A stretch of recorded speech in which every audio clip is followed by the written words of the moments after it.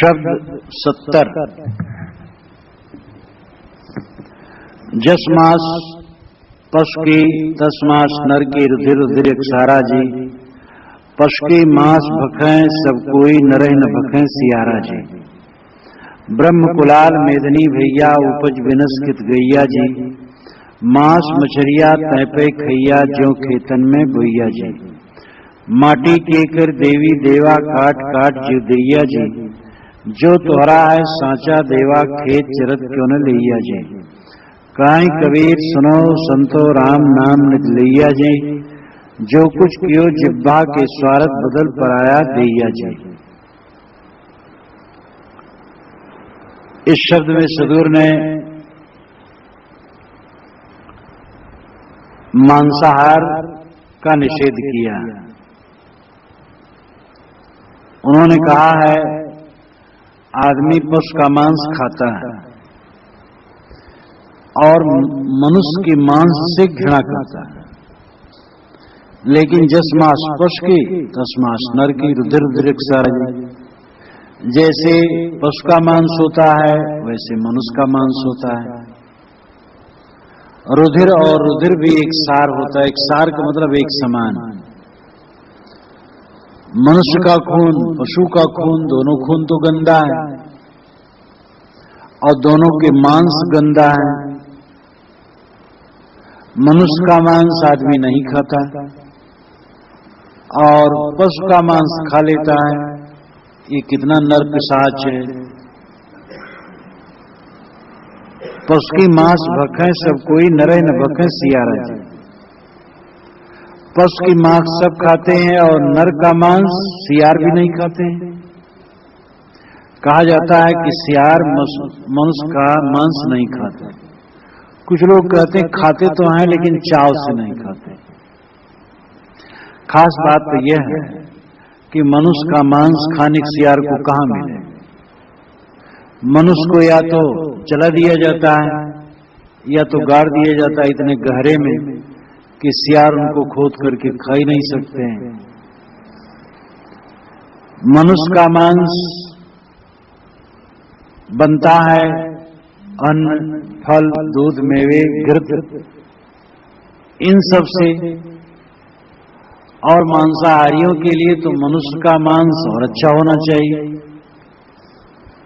लेकिन मनुष्य के मांस से घृणा होती है। कहा जाता है कई देशों में ऐसी लोग गलतियां करते हैं, प्रलोभन से मनुष्य का मांस भी होटलों में पका देते हैं। कहीं ऐसा मिला तो पका देते हैं।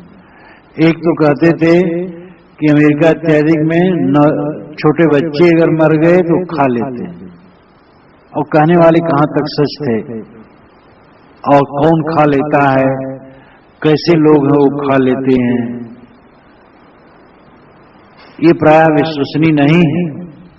लेकिन कभी कभी अखबारों में ये बात आती है। लेकिन प्राय मनुष्य का मांस मनुष्य नहीं खाते, उससे घृणा होती है। साहब कहते हैं मनुष्य का मांस जैसे घृणित है वैसे पशु का मांस भी घृणित है। अपना एक दांत उखड़ जाए तो मुख में रखे रहना मुश्किल है। तुरंत आदमी उगलेगा और कुल्ला करेगा। ओंठ थोड़ा सा छिल जाए, कुछ मुख के अंदर थोड़ा अपने ही दांत से कट जाए, अब अलग हो जाए, आदमी तुरंत थूकेगा और कुल्ला करेगा। और दूसरे मांस को चबा चबा के खा जाता है। ये कैसा नरपिशाच है। साहब कहते हैं कि जैसे मनुष्य का मांस गंदा है और रक्त गंदा है, वैसे पशु का मांस भी गंदा है और रक्त भी गंदा है। इसलिए दोनों का मांस नहीं खाना चाहिए। पुराने पंडित लोग कहते थे कि ब्रह्मा जी ने पशुओं को बनाया ही है यज्ञ में मार करके खाने के लिए। और भी जो गैर हिंदू समाज के कई ऐसे हैं वे कहते हैं आज भी कि मनुष्य के अलावा जो जानवर बने हैं वो मनुष्य के खाने के लिए बने हैं। मुसलमान तो ऐसा बिल्कुल नहीं कहते, क्योंकि वो बंदर नहीं खाते, कुत्ता नहीं खाते, सूअर नहीं खाते, इसलिए वो थोड़ा सावधानी से कहते हैं। ईसाई लोग खुले रूप में कहते हैं कि मनुष्य के अलावा जितने भी जानवर हैं प्रभु ने मनुष्य को खाने के लिए बनाया है। जब उनसे पूछा जाए खटमल आप खाते हैं, तब मुंह बिदकाते हैं, और केचुआ खाते हैं, या कई चीज का नाम लो तो मुंह बिदकाते हैं वो। लेकिन हाँ वो ज्यादा कुछ भी नहीं, गाय भी खा गए, सूअर भी खा गए, सब खा जाते हैं। तो कहते हैं सब मनुष्य के लिए बना है। मनुष्य के लिए बना, इसका क्या प्रमाण है? अरे तुम सबल हो, निर्बल को काट के खा गए, और तो लगा लिए प्रभु ने हमारे लिए बनाया है।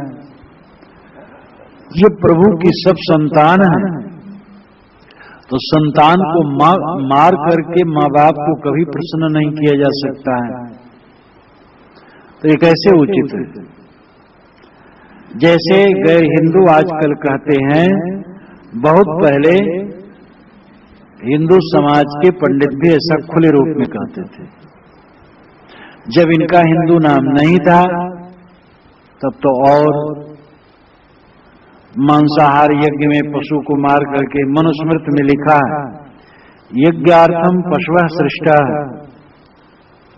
स्वयमेव स्वयं भुवा यज्ञस्या भूतैः सर्वस्य तस्माद् यज्ञे वधो अवधः।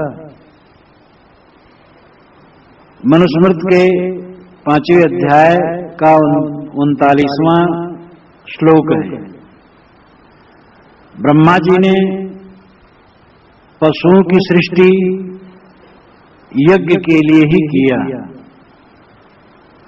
और यज्ञ सभी प्राणियों के लिए कल्याणकारी है। इसलिए यज्ञ में मारे हुए पशुओं को खाना चाहिए। और ये वध अवध, वैदिकी हिंसा हिंसा न भवति। अगर वैदिक कर्मकांड में हिंसा हुई है तो हिंसा नहीं। इस प्रकार उल्टा पलटा समझाते थे। दुनिया के जितने ईश्वरवादी मत हैं पुराने, ईश्वर और देवता को खुश करने के लिए सब हिंसा करते थे। ये बात ध्यान देने योग्य है। दुनिया के ईश्वरवादी पुराने मत ईश्वर और देव को खुश करने के लिए पशुवध करते थे, उनमें आज भी करते हैं। और जो अनीश्वरवादी थे, ईश्वर नहीं मानते थे, वो ऐसा नहीं करते थे। जैसे श्रमण परंपरा, ईश्वरवादी नहीं, श्रमण में बौद्ध और जैन दोनों आते हैं, और भी बहुत ऋषि थे श्रमण में पहले। लेकिन जब बुद्ध नहीं थे, बुद्ध के पहले बहुत थे, महावीर के पहले बहुत थे, वो ईश्वर इत्यादि नहीं मानते थे, लेकिन हिंसा नहीं करते थे। बुद्ध और महावीर एक ही काल में हुए। महावीर थोड़े जेठे थे और बुद्ध कुछ लहुरे थे। एक ही काल में उत्तरी भारत में हुए, और दोनों क्षत्रिय राजकुमार थे, दोनों वैराग्यवान तपस्वी हुए, दोनों श्रमण का मतलब सन्यासी। लेकिन वह श्रमण जो वेद को स्वतः प्रमाण नहीं मानता, ईश्वर भी नहीं मानता है। और इन दोनों ने अहिंसा का पथ चलाया, हिंसा नहीं करना चाहिए। बुद्ध ने मांस के लिए तो कुछ नहीं कहा, न खाओ, जो मिल जाए भिक्षा में खा लो कहा। लेकिन फिर भी बौद्धों ने मांस का त्याग किया और मांस को गलत माना। जैनों ने तो बिल्कुल नहीं खाया। तो जैन और बौद्ध, महावीर और बुद्ध, ये दो महापुरुष जब से हुए तब से श्रमण परंपरा की और जो शाखाएं थी वो लुप्त हो गई धीरे धीरे। और श्रमण के नाम पर ये दो ही माने जाने लगे, जैन और बौद्ध। ये ईश्वर नहीं मानते, लेकिन ये जीवबद्ध नहीं करते। किसी ईश्वर को खुश करने की जरूरत नहीं, ईश्वर है ही नहीं है। कोई देवी देवता खुश करने के लिए जीव वध की जरूरत नहीं। विडंबना कैसी है, जो अपने आप को ईश्वर के ठेकेदार मानते हैं, ऐसे ईसाई, इस्लामी और आर्य हिंदू परंपरा के लोग जीवों की हत्या करके ईश्वर और देवता को खुश करने का प्रयास करते थे। वैदिक कर्मकांड में प्रायः यज्ञों में खूब पशु मारे जाते थे, बूचड़ खाना बन जाता था यज्ञशाला, और पशुओं का हवन कर करके वे समझते थे कि हम देवताओं को खुश कर रहे हैं।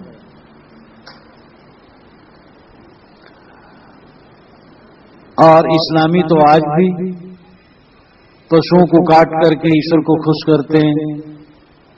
ईसाइयों में भी होम बल की बात है, वैसे उनका तो ये नहीं देखा जाता है कि ईश्वर को खुश करने के लिए कहीं काट रहे हैं, वैसे खाते काटते हैं, अलग बात है। लेकिन बाइबल में होम बल की चर्चा है, मार करके पशुओं को हवन करना। ये आर्यों के परिवार के ही सब लोग हैं, और पुराने जमाने में जितने ईश्वरवादी मत थे वे सब प्रायः देवता और ईश्वर को खुश करने के लिए जीववध करते थे और अनीश्वरवादी श्रवण नहीं करते थे। ये बात ध्यान में रखने के योग्य है। कौन ईश्वरवादी है फिर? तो मनु ने कहा कि ब्रह्मा ने पशुओं की सृष्टि ही यज्ञों के लिए की है, और यज्ञ सबके कल्याणकारी, सबके लिए कल्याणकारी है। इसलिए यज्ञ में मारे गए पशु का मानो हनन नहीं किया गया, यही समझना चाहिए। वेद में भी लिखा गया है, ऋग्वेद में, कि हे अश्व, तुम्हें मारा नहीं जा रहा, तुम्हें स्वर्ग भेजा जा रहा। और इस प्रकार अपने मन को धोखा दे करके काट डालते थे। साहब कहते, ब्रह्म कुलाल मेदनी भैया उपज विनस्कृत गैया जी। ब्रह्म का अर्थ यहां ब्रह्मा, कुलाल का मतलब कुम्हार। कुम्हार घड़े बनाता है, ब्रह्मा सृष्टि बनाता है,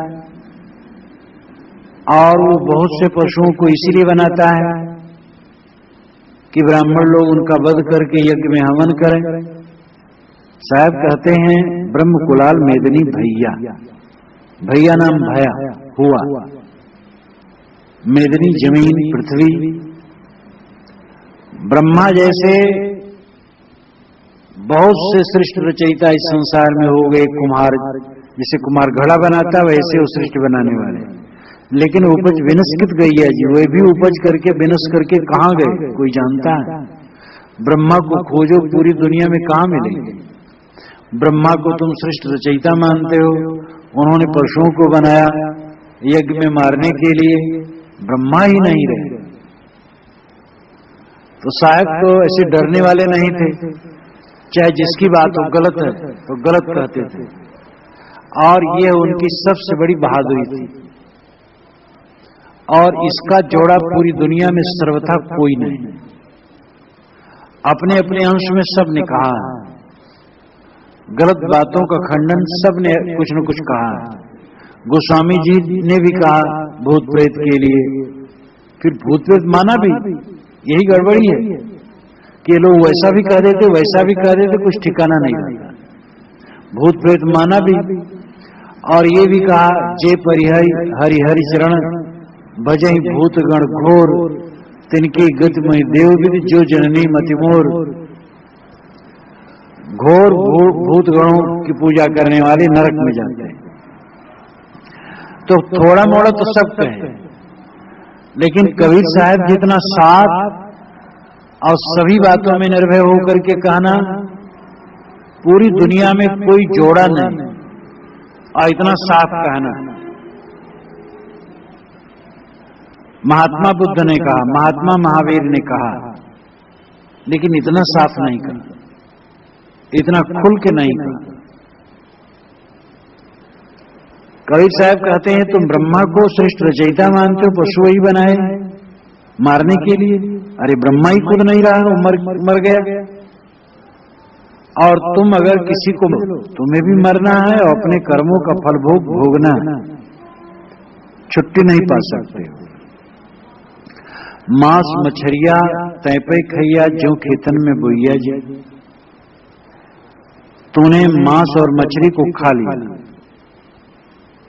मालूम होता है खेत में तूने उगाया है उन्हें, खेत में फसल बोई जाती है, काट करके खाया जाता है उसका फल अन्न। क्या वैसे तुम जानवरों को बोए हो? क्या वो निर्जीव हैं? वृक्ष सजीव है ऐसा लोग मानते हैं। वृक्ष सजीव नहीं, निर्जीव है। अन्न फल इत्यादि ये निर्जीव है, अंकुरज है। ये ठीक है कि ये कुर्सी टेबल की तरह नहीं है। कुर्सी टेबल से और कुर्सी टेबल पैदा नहीं हो सकती, ऐसे ये वृक्ष नहीं है, इनसे और पैदा होते हैं, बीज से वृक्ष होता है। लेकिन फिर भी ये जीव नहीं। जीव विज्ञान वनस्पत विज्ञान अलग अलग है।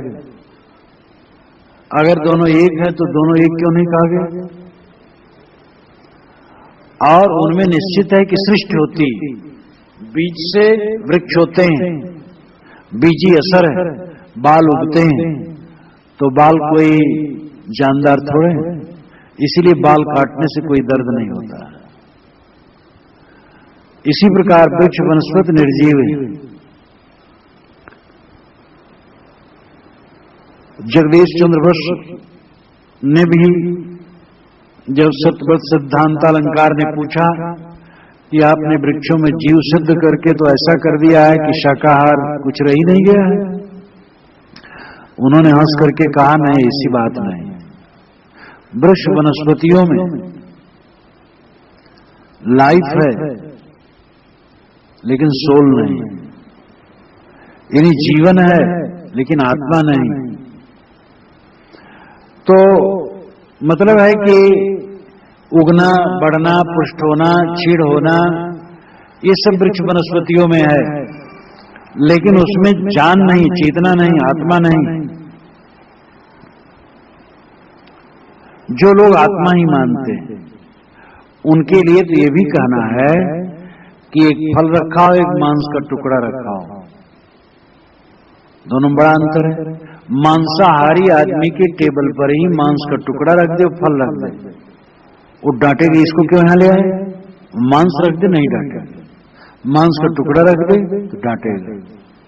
वो गंदा लगता है सबको, तो धो धा करके, छौंक बघार करके कहीं लोग पेट में ले जाते हैं। तो मांस किसी भी सब्जी मंडी में जाइए, फल की मंडी में जाइए, मन प्रसन्न हो जाएगा। विविध प्रकार की सब्जियां और फल देख करके मन खुश हो जाता है। मैं तो कभी भी सब्जी और फल मंडी में गया तो मन खुश हो गया देख करके। मांस की मंडी में मांसाहारी मांस खरीदने जाते हैं तो कितने नाक में कपड़ा लगाए रहते, चील की दौड़ते रहते, मक्खियां भिनभिनाती रहती, कितना दृश्य खराब रहता है। तो दोनों एक कैसे? साहब कहते हैं जैसे खेतों में फसल बो दी जाती है, काट के लोग खा लेते हैं, वैसे तो मांस को समझ लियो, ये जानदार प्राणी को मारना महापाप है। माटी के कर देवी देवा काट काट जीव दैया जी, जो तो हरा है सांचा देवा खेत चरत क्यों न लैया जी। माटी की देवी देवता बना लिए और उनको खुश करने के लिए जीव को काट काट करके चढ़ाने लगे। ये दिमाग को लकवा मार जाना है। जिसको खुश करना चाहते हो बेजान है, और जिनका वध करते हो जानदार है। जानदार का वध करना और बेजान को खुश करने की चेष्टा करना कितना बड़ा अज्ञान है। और अगर तुम्हारा देवता सच्चा है और मांस खाने के लिए वो लालायित है, तो खेत में चरते हुए पशुओं को क्यों नहीं खा जाता? एक बार मैं बीजेक पढ़ा रहा था गुजरात में, तो पूछता था, यहां तो केवल प्रवचन रूप में कह रहा हूं, तो इस पंक्ति को एक ब्रह्मचारी ने कहा, अगर तुम्हारा सच्चा देवता है तो क्यों नहीं खेत चल लेता है?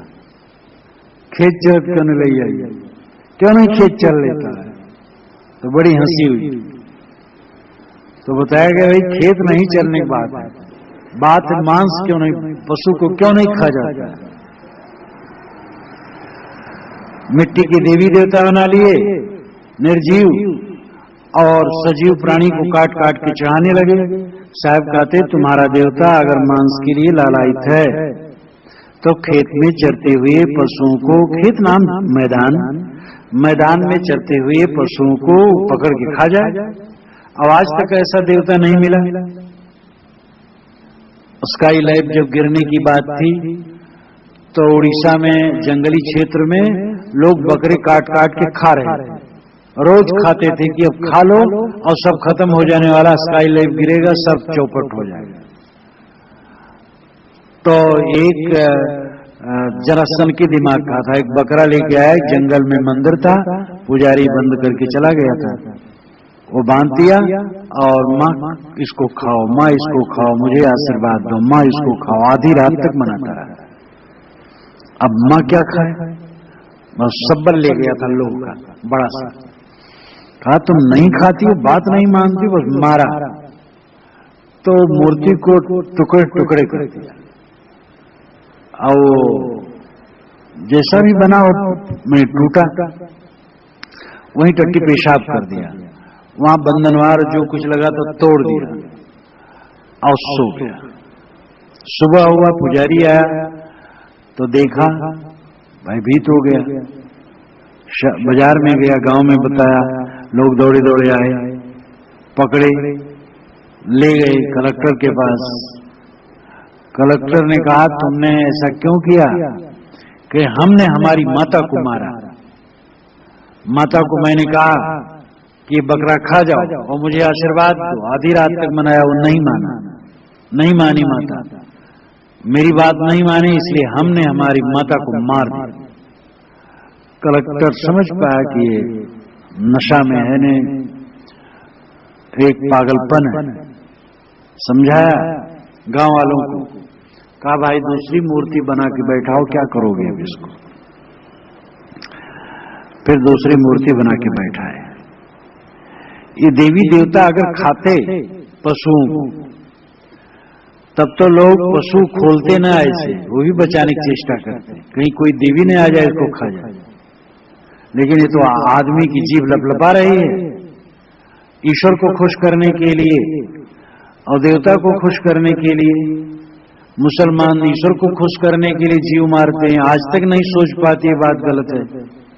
और हिंदू देवता को खुश करने के लिए, हिंदू तो इस विषय में बहुत समझ गए।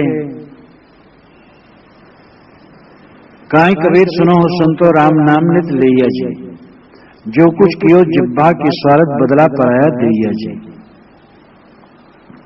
साहब कहते हैं संतो सुनो, ये संसारी लोग राम नाम तो रोज लेते हैं।